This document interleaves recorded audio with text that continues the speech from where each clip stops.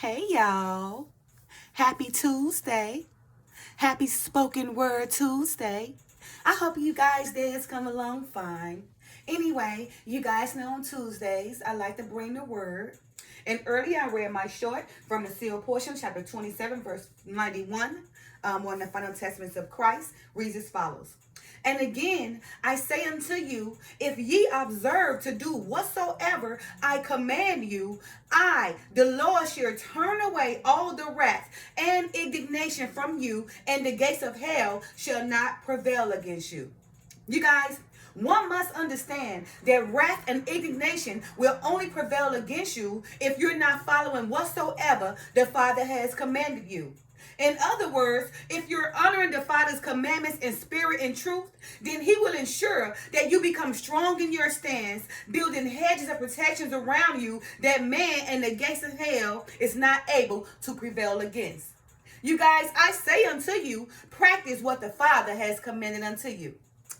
All right, you guys. So last week I ended on verse 89 of the sealed portion, chapter 27, and I'm going to begin with 89 as well. Of course, you guys know I love to read the header first, so you guys can know what this chapter is about. Okay, the header of chapter 27 of the sealed portion reads as follows. The reason why political leaders of nations have power and riches is expounded upon. The spiritual state of two slain soldiers that died in war is revealed. War is expounded upon, and the commandments of the Lord are given concerning the defense of a nation by going to war against another nation. All right, you guys, so beginning with verse 89, reads as follows. Therefore, be not afraid of your enemies, for I have decreed in my heart that I will prove you in all things, whether ye shall abide in my covenant, even unto death, that ye may be found worthy before our Father. For if ye shall not abide in my covenant, then ye are not worthy of me. Therefore, renounce war and proclaim peace, and seek diligently to turn the hearts of the children to their fathers, and the hearts of the fathers to their children, even according to the covenants that I have made since the beginning, lest I come and smite the whole earth with a curse, and all flesh be consumed before me. Verse 90. For if I shall find no righteousness among you, then what cause would I have that will keep me from consuming all flesh? Let not your hearts be troubled, for in the house of my Father there are many mansions, and I have prepared a place for you, and where my Father and I am, there ye shall be also, if ye keep the covenant that I have given unto you.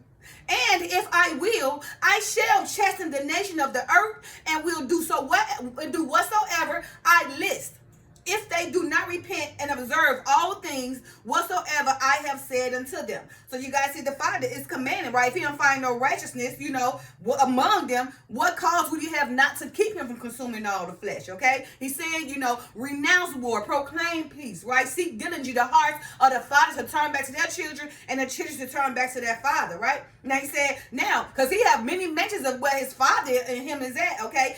And you should be there too if you keep the covenant, that the Father had commanded us, okay? Verse 91. And again I say unto you, if ye observe to do whatsoever I command you, I, the Lord, shall turn away all the wrath and indignation from you, and the gates of hell shall not prevail against you. And that was my short I read earlier. Verse 92. Now I speak unto you concerning the families that ye have set up among you, and also the nations which exist because of those families which ye have set up contrary to the commandments that I have given unto you. But because ye have desired these things, I have suffered that they should remain among you according to the desires of their hearts. And if any nation shall rise up and smite you once, and bear it patiently, and revile not against them, neither seek of revenge, ye shall be rewarded. Let me say that again. And if any nation shall rise up and smite you once, and ye bear it patiently, and revile not against them, neither seek revenge, ye shall be rewarded.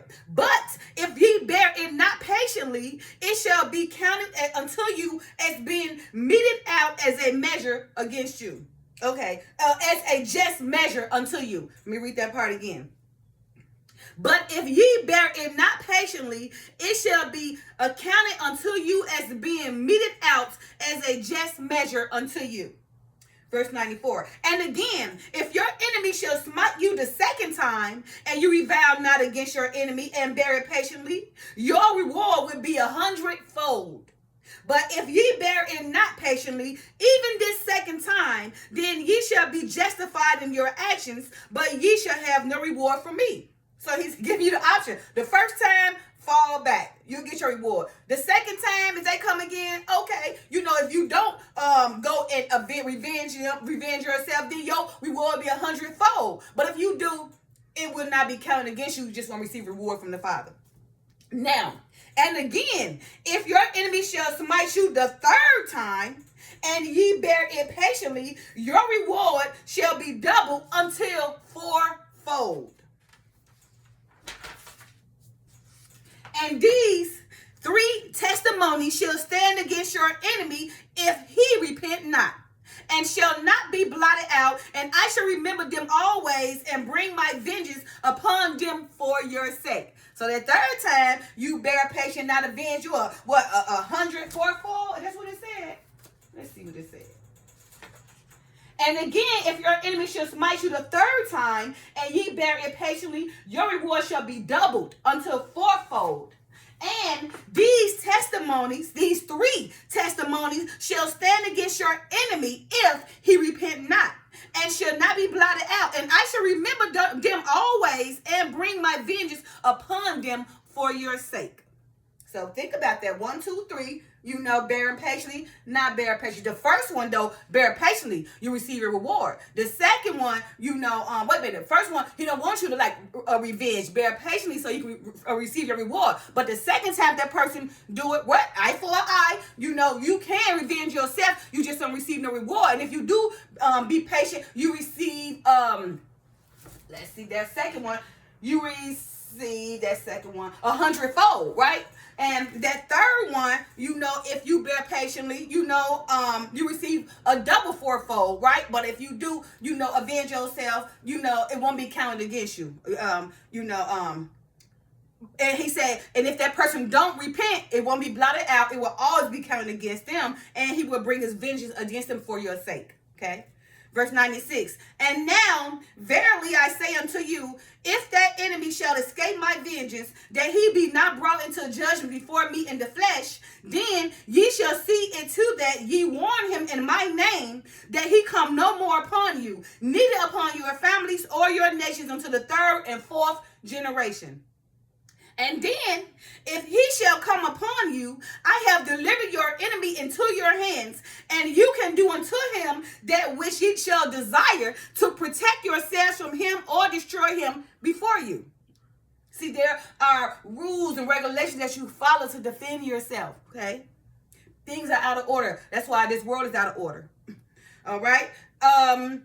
Verse 98. But if ye shall spare him, ye shall be rewarded for your righteousness. Nevertheless, your enemy is in your hands. And if you reward him according to his works, then ye are justified before me. But, if he has sought your lives and your freedom are in danger by him, then he is in your hands and ye are justified. Behold, this is the law that I have caused to be given to all my prophets. And I have commanded them to teach these things unto the children of men and all the nations of the earth. And again, this is the law that I have gave unto them, that they should counsel with the leaders of the nations, that they should not go out unto a battle against any nation, kindred, tongue, or people, save I, the Lord, commanded them. But I do not want my children to hurt one another, but they should love their enemies and do good unto them. Nevertheless, because of the power of Satan, it is necessary at times that the righteous defend themselves against that which is evil. And if any nation, tongue, or people should proclaim war against them, they should first lift a standard of peace unto that people, nation, or tongue. So let me read that again.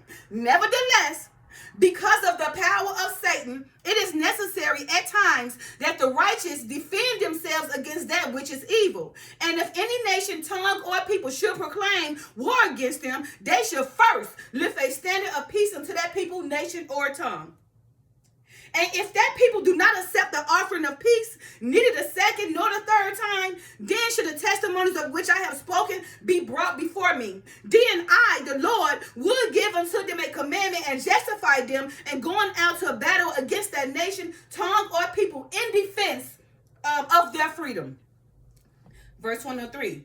And only in the defense of their freedom shall they fight. Again, and only in the defense of their freedom shall they fight. So there are some wars, where they fight for the freedom that the Father will honor. But not for the war because you just want to gain more power and glory. But if it's for defend your nation for righteousness, yes, the Father give it to you. But remember, 1, 2, and 3, keep that in mind. And only in defense of their freedom should they fight. For if there is a people or a nation or a tongue that do not desire the freedom or the laws or the constitution of freedom, then they should not be forced to accept these freedoms or these laws or this constitution. And you shouldn't make them, just let them be. Verse 104, and they should never be a war of the offense given by my command. And if ye have abided by my commandments concerning these things, then I, the Lord, shall fight your battles and the battles of your children and the battles of the children of your children until they have avenged themselves on all their enemies to the third and fourth generation. Behold, this is an example unto all people, said the Lord your God, for justification before me. For I should never command you contrary to the law of the gospel that I have given unto you. Nevertheless, I should not allow you to be destroyed. If ye are abiding in the law of the gospel, which is the covenant that I have given unto your fathers, and again, verily I say unto you, if after your enemy had come upon you the first time, and he repented and cometh unto you, praying for your forgiveness, ye shall forgive him, and shall hold it no more as a testimony against your enemy. So if he come begging and repenting and ask you to forgive him, ye should forgive him. You should not hold it against him. Okay, and this ye shall do unto the second time and the third time. 1, 2, and 3. Remember, but the second time, you can't avenge yourself, if you have to. The third time, you can, if you want, Remember, the second time is 100-fold. The third time is a double 40-fold. The first time, just lay back, okay? All right, again. And this ye shall do until the second time and the third time, and as oft as your enemy repenteth of the trespass wherewith he had trespassed against you. Ye shall forgive him until 70 times 7. What's 7 times 7? 49. So that's 490. Oh, 9 and 4, 13. All right.